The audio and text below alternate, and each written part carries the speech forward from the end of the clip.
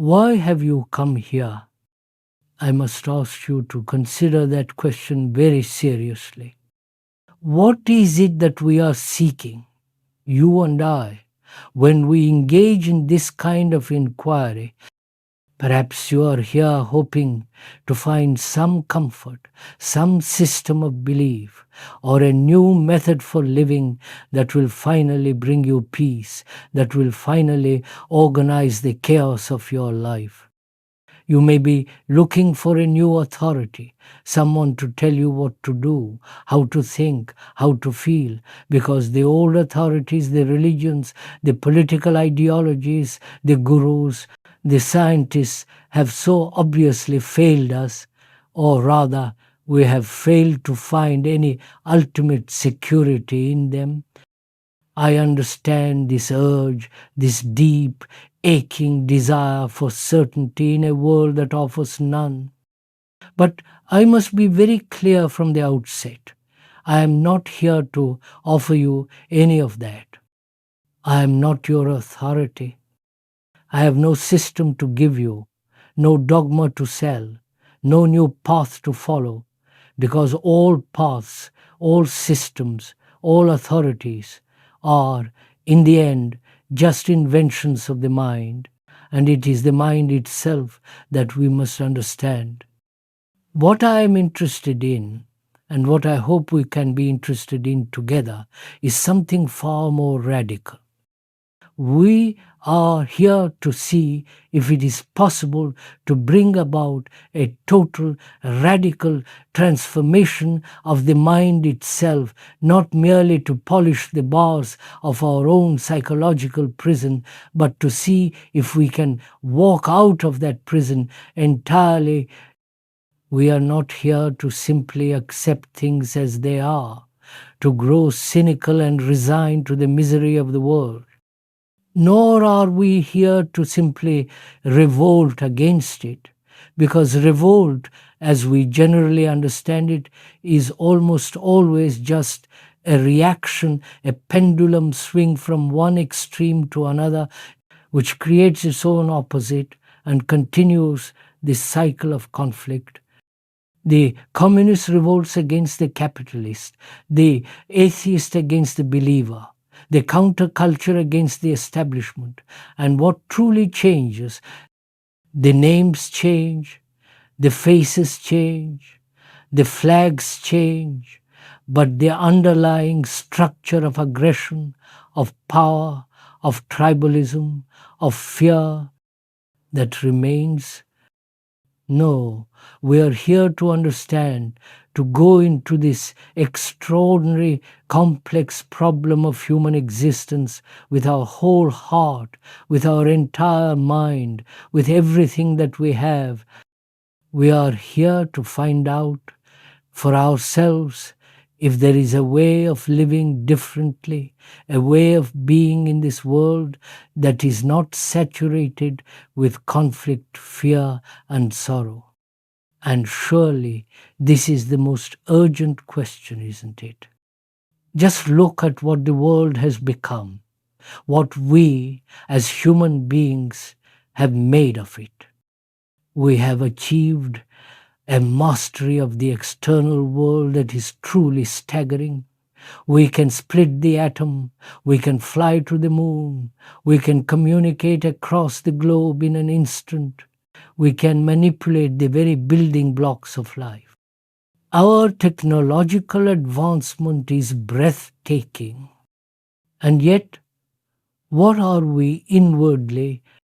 Inwardly, we are as we have always been. We are still brutal, violent, aggressive, acquisitive, and competitive. We are filled with hatred for those who are different. We are consumed by envy. We are driven by our appetites. And we are fundamentally, terrifyingly afraid. We have built a society that is merely an outward projection of this inner state, a society based on competition, on division, on the endless pursuit of power and status, a society that is now teetering on the brink of self-destruction through the very technologies we created. This is the extraordinary contradiction of our existence, isn't it? We are technologically gods, and psychologically we are still primitive, still tribal, still caught in the old patterns of the animal brain. We cultivate knowledge, but we have no wisdom. We have more information than ever in human history, accessible with a click, yet we seem to understand ourselves less and less. Almost everyone, unless one is totally blind and deaf to the world, is aware of this profound contradiction. To understand this, to even begin to look at this immense, complex problem, one must have a certain quality of mind. One must have tremendous passion, a burning intensity. But this is not the passion that comes from the intellect, not the cleverness of argument or the analysis of books, though we have an abundance of that. Nor is it the passion of casual sentiment, the emotionalism that we see in response to a tragedy, which fades as quickly as it arises. And it is certainly not the passion that comes from committing yourself to a particular cause, to a political party, or to a religious group. That kind of commitment certainly gives you a feeling of intensity, doesn't it? It gives you a drive, a sense of purpose, a feeling of belonging to something greater than yourself. But if you look closely, what is behind that drive? Is it not the demand for gratification, for a psychological reward, for the pleasure of belonging, the pleasure of being right, the pleasure of having an enemy to fight? And this, you see, is the root of it. The entire structure of our society, our morality, our gods, our cultures, our educational systems, our entertainment, our very search for truth is based on this one principle, the principle of pleasure. We are all, from the most mundane person to the most sophisticated intellectual, driven by the desire to find, repeat, and secure pleasure and to avoid its opposite, pain. So, we hope that you will listen to what is being said, not just to the words, not just to the ideas, because words and ideas are not the fact. Words and ideas are the description, the symbol, the menu, they are not the food. And listening to descriptions, collecting ideas will never bring about a radical revolution in the mind. We are not dealing with opinions, with judgments, with what you should or should not do. We are concerned with the fact of what is. We are concerned with bringing about a mutation in the mind itself. And this mutation, this radical change, must take place without effort. This is a very difficult thing to understand because our entire lives are based on effort. We make an effort to get a good job, to have a good relationship, to become better people. But all effort has a motive behind it, doesn't it? I make an effort to be good because I have a motive. I want the pleasure of reward, or I want to avoid the pain of punishment. A revolution that has a motive is not a revolution at all. It is merely a modified continuity. It's the same old pattern dressed in new clothes. But a mutation, a real transformation, can only take place when there is no motive, which means it can only happen when we begin to understand the actual psychological structure of ourselves and of the society which we have created, and which in turn creates us. To understand that, there must be this simple, direct act of listening. Not listening to me, the speaker, as an authority, To follow me would be to destroy the very thing we are talking about. You must listen to what is actually taking place in your own mind, in your own soul. This is your responsibility, how you listen, because we are, if you are willing, taking a journey together into this whole psychological structure, because it is only in the understanding of that structure, seeing it for what it is, that we can perhaps bring about a change in society. And God knows society needs a total, fundamental revolution, not a superficial political one. So, as we were saying, our entire concept of life, all our actions, all our hidden urges are based on pleasure. And I am saying that until we understand the entire nature and structure of pleasure, there will always be fear. Fear not only in our relationships with each other, the fear of not being loved, the fear of being dominated, the fear of being lonely, but fear of life itself, fear of the future, fear of death, fear of the vast unknown.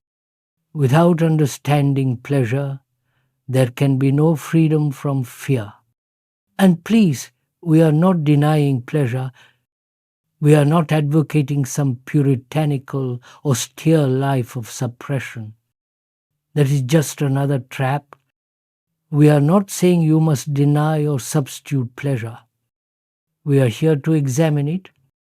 And to examine something, you must be free to look at it, free from your opinions, your judgments, your condemnation, or your justification of it.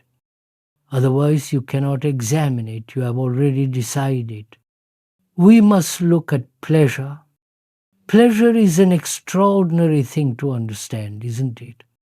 And to understand it, as I said, requires a great deal of attention, a swiftness of mind, a subtle perception, because it is the very water we swim in, the very air we breathe.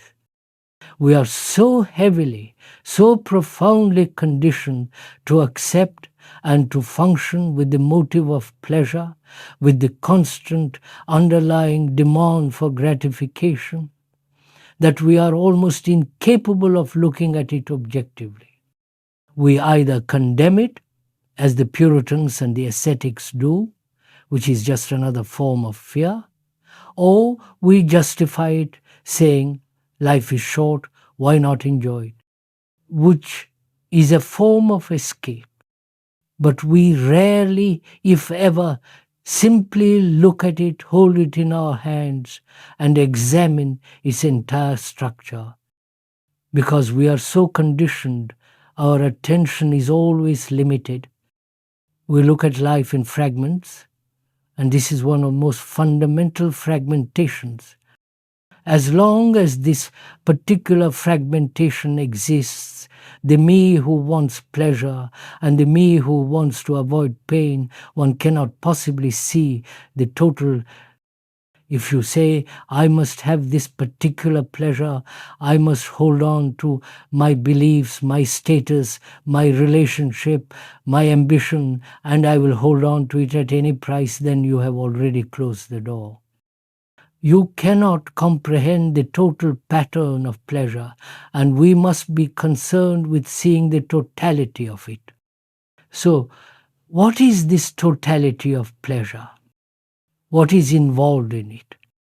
Surely, it is desire, a desire which comes into being very naturally, very simply. You see something, a beautiful sunset, an exquisite painting, a new car, a beautiful person, and in that contact, in that seeing, there is an immediate sensation. That sensation is not yet pleasure. It is just a fact, a vibration, a perception.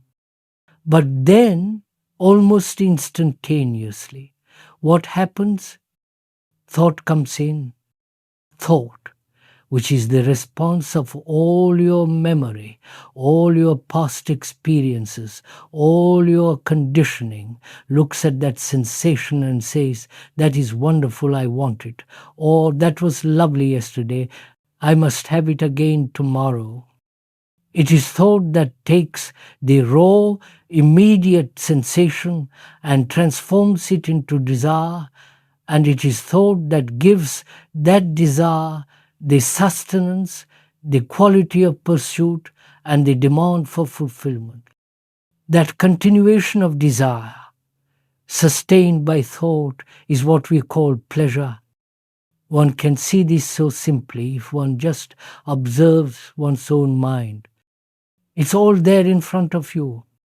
You don't need a psychologist or a guru to teach you how to observe. In fact, if you are taught how to observe, you cease to observe. You are merely following a technique, a method, which prevents you from actually seeing yourself for yourself. And to see yourself is to see the whole of mankind, with all its aches, its miseries, its solitude, its despair, and its utter aching loneliness.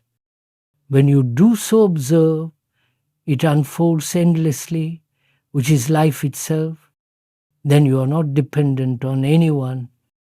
But unfortunately, we cannot look with this clarity precisely because we are driven by this principle of pleasure. Let's look at this mechanism. I have a pleasant experience. I enjoy a compliment, a success, a wonderful meal. Thought registers this.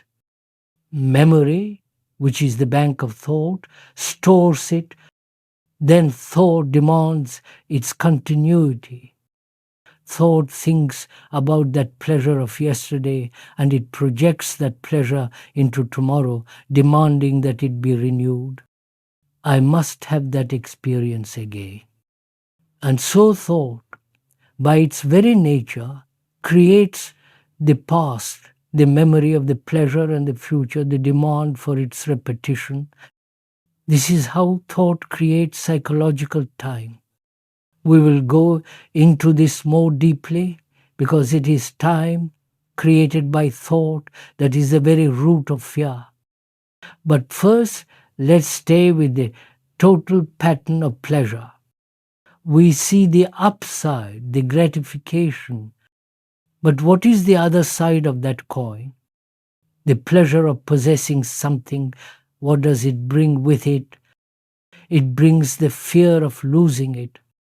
The pleasure of building an identity, a reputation, brings with it the agonizing fear of what other people think, the fear of failure, the fear of being seen as a nobody. The pleasure of attachment to a person brings with it the terrible pain of jealousy, of possessiveness, of conflict, and the inevitable sorrow of separation or death. The very pursuit of pleasure is the invitation to pain. They are not two different things. Pleasure is pain. You cannot possibly psychologically avoid pain if you are psychologically pursuing pleasure. We want the one and we don't want the other, but life is not built that way.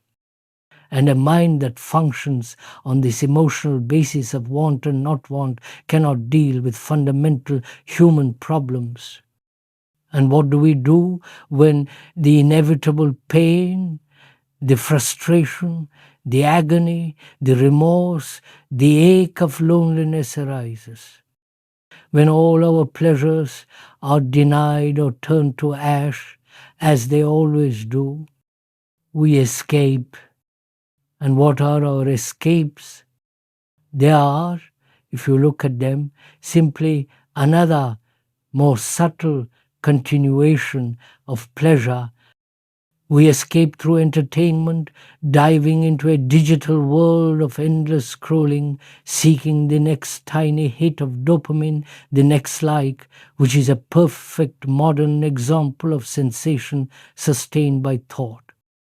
We escape through drugs, through alcohol, through endless activity, through work, Or we escape into more respectable things. We escape into religious belief, into rituals, into following a guru, into committing ourselves to a political cause, which gives us the immense pleasure of feeling righteous and having an enemy to fight, all of which are just escapes from the what is, from the fact of our own loneliness, our own emptiness, our own fear. And a mind that is caught in this, that is conditioned by this principle of pleasure, obviously cannot see what is true. It cannot think clearly because its thought is always contaminated by a motive, the motive to get or the motive to avoid. And such a mind, I say, has no real passion. It mistakes excitement, enthusiasm, and sentimentality for passion. It translates passion as sexual energy or as the fragmentary fulfillment of achieving a goal. But that is not passion. That is all the movement of the me, the self, seeking its own fulfillment. Real passion is something entirely different. It is the quality of a mind that is not fragmented, a mind that gives its total attention to something without any motive, and that is an intensity of a completely different order. Where there is only the pursuit of pleasure, there is sentimentality, and sentimentality inevitably evokes brutality and callousness. This is why it is so profoundly important to understand that love is not pleasure. Love is not desire. Love is not memory. And in fact, pleasure, as we have been examining it, denies love. This may be shocking to hear because our entire world is built on the idea that love is pleasure. The person you love gives you comfort, security, companionship, sexual pleasure, the pleasure of not being lonely. You love your family, your country, your God, because they give you a sense of identity, a feeling of belonging. But what happens when that person, that country, that God stops giving you pleasure? What happens when your partner criticizes you or turns away from you or no longer reflects the image you want? The love turns to ash, to indifference, to resentment, to jealousy, to hatred. Was that love? Or was it simply a very subtle and sometimes not so subtle bargain for mutual gratification? Pleasure, which is sustained by thought and memory, is always of the past. Love is not. Love is not the product of thought. Love is not a memory. And when you are living in the pursuit of pleasure, which is the pursuit of the me and its gratification, the other thing which is love cannot be. So we have seen perhaps that the pursuit of pleasure, which is the movement of desire sustained by thought, is not a fragmented, isolated activity, but rather the very center of our psychological existence, bringing with it its inseparable shadow, which is pain and escape. And to understand this, we must go deeper into the architect of this entire structure, which is thought itself. We must understand the nature of thinking, because it is thought that gives continuity to pleasure. And as we will see, it is thought that creates time, and it is time that breeds fear. This is the trinity that binds us: pleasure, thought, and time. What is thought? Surely it is the response of memory, isn't it? It is the reaction of all your accumulated experience, your education, your cultural conditioning, your biological and ancestral past. When you are asked a practical question, your memory responds, and that is thought, which is, of course, absolutely essential for functioning in the world. To drive a car, to speak a language, to build a house, to perform your job, you need the vast accumulation of knowledge, which is memory, which is thought. There is no problem with that. But the problem arises, the conflict begins when the same mechanism of thought, which is of the past, projects itself into the psychological realm and creates the me, the self, the ego. This me that you think of as your core self, is it anything more than a bundle of memories? A collection of experiences, of pleasures and pains, of hurts and gratifications, of conclusions, beliefs, and dogmas. This me is the past. And this me is always seeking to perpetuate itself, to add to itself, to protect itself, and to find security. It does this by projecting itself into the future. And this projection, this movement from the past through the present into the future is what we call psychological time. Let's look at this. We saw how thought sustains pleasure. I had a wonderful experience yesterday, the past. I am thinking about it now, the present, and I must have it again tomorrow, the future. This creates a psychological movement, a momentum. But it's not just for pleasure, it's for everything psychological. I am this, a conclusion from the past, and I must become that, a projection into the future. I am lonely, but I will find someone. I am ignorant, but I will become enlightened. I am violent, but I will gradually, through practice, through discipline, become peaceful. This idea of becoming, this gradual process, this concept of psychological evolution is one of the most cherished and deeply gratifying ideas we have.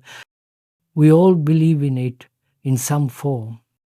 We are all told that through time, through effort, we will all gradually become extraordinary. We will lose our violence. We will all become brothers. But I must ask you to question this. Is this gradual concept psychologically true, or is it a complete falsehood?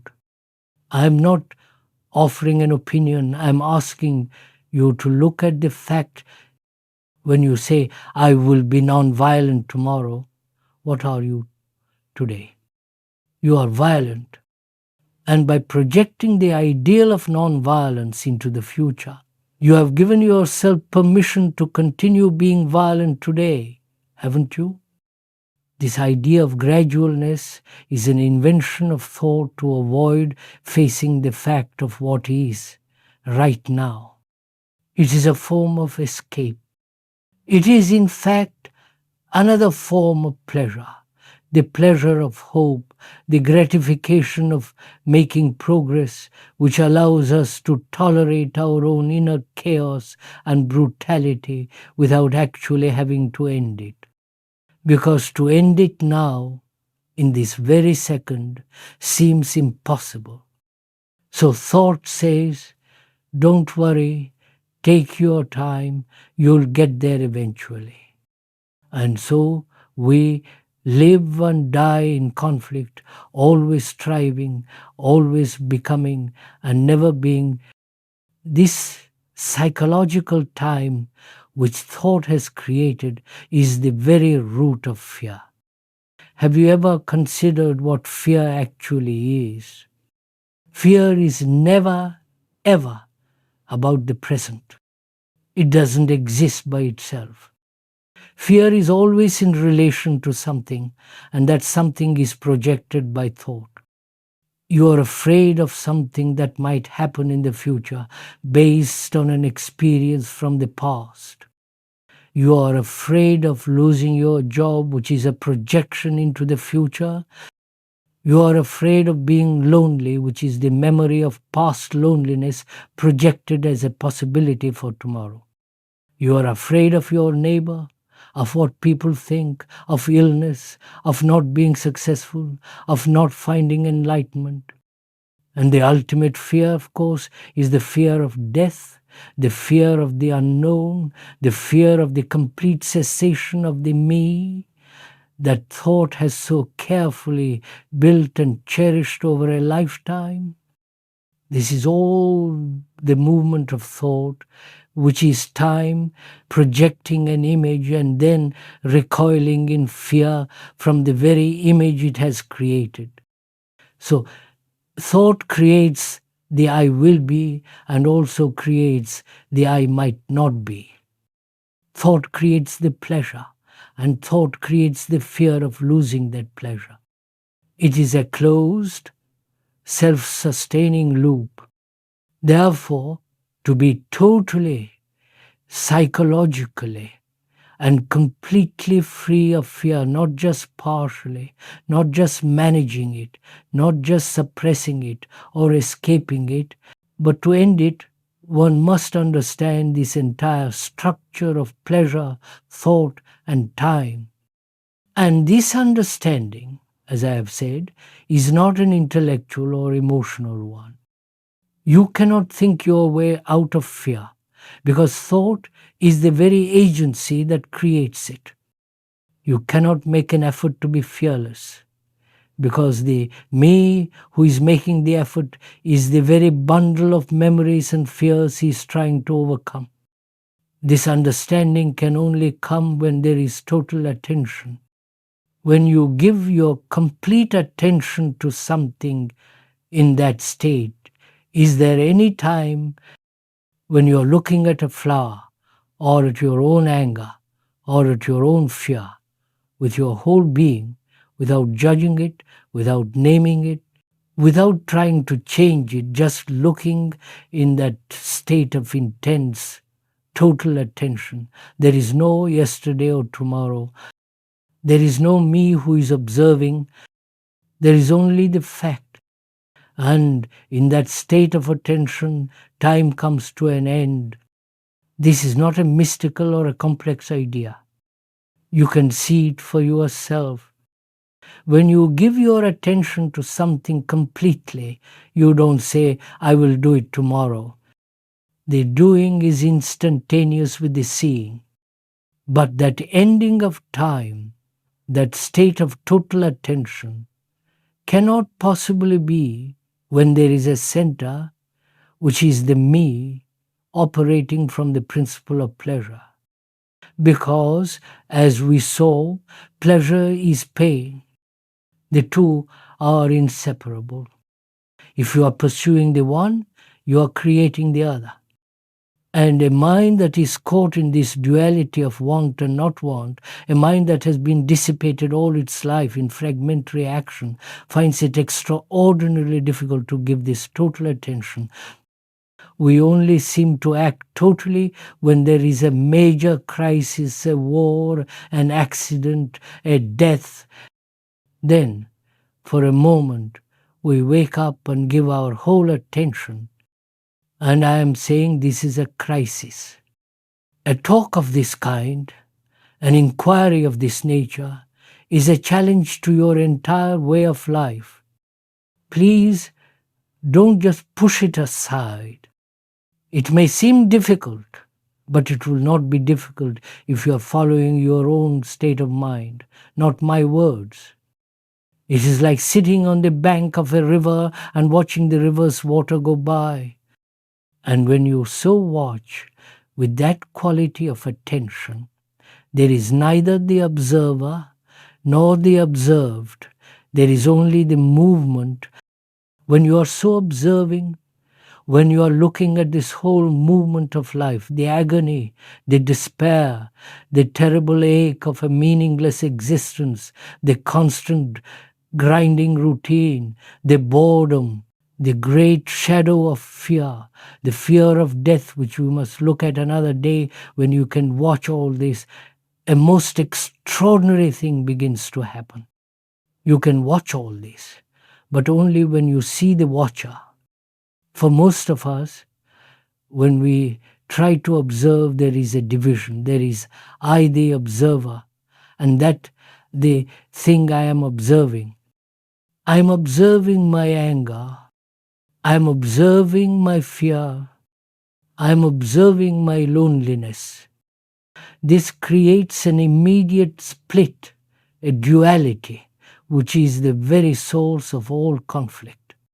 In this division, the I, the observer, takes on the role of the censor, the judge, the entity who wants to do something about the feeling.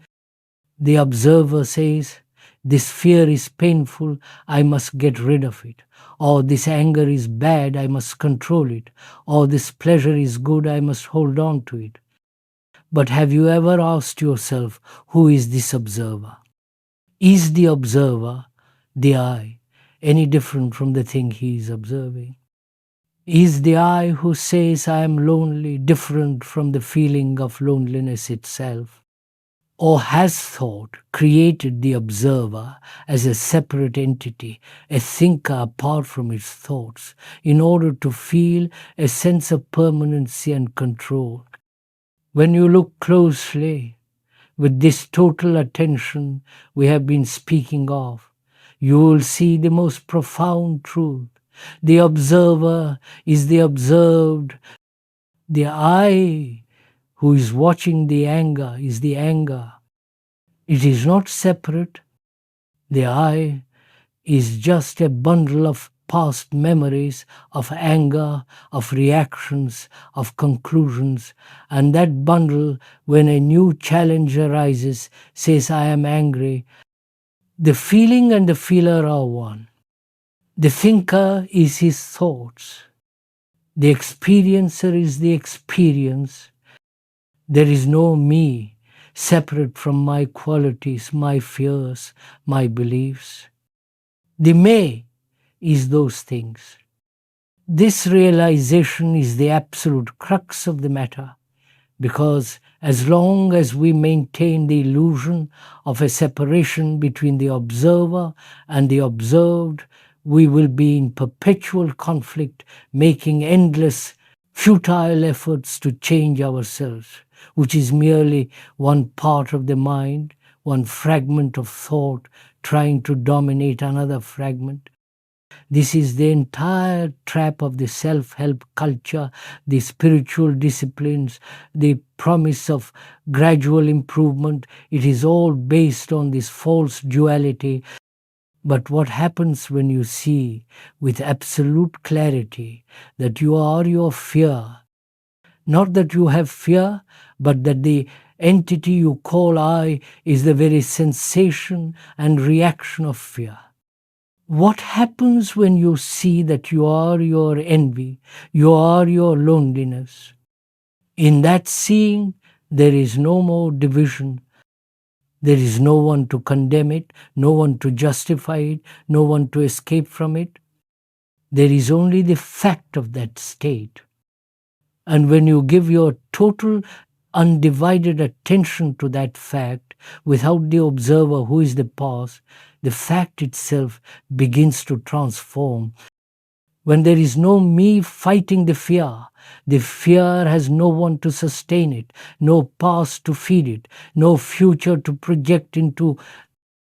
It is seen for what it is, a word, a memory, a reaction, and in that very seeing, it withers and dies. This, then, is the mutation. This is the radical revolution. It is not a modification of the old. It is the total ending of the old. It can only take place in the mind when the center, which is the me built by thought, a center that operates on the principle of pleasure and time, comes to an end.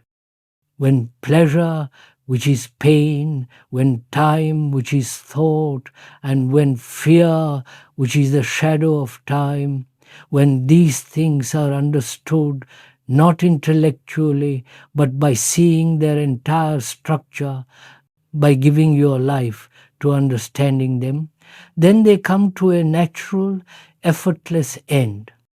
And when they end, the mind is no longer the same. It is no longer a tool of the self, a machine for acquiring and protecting, for becoming and achieving. It becomes something entirely different. It becomes empty of the me, empty of the no. And in that emptiness, in that silence, which is not induced by thought, there is a quality, a dimension which cannot be described, which cannot be sought, and which thought can never possibly touch or approve. It is a dimension of truth, of love, of a mind that is new, fresh, and totally alive. This is not a reward, not a goal, not a future state. It is a state that is possible only when time for the psyche has come to a total stop, and that stop can only happen now in the immediacy of this very crisis, in the full light of your own attention.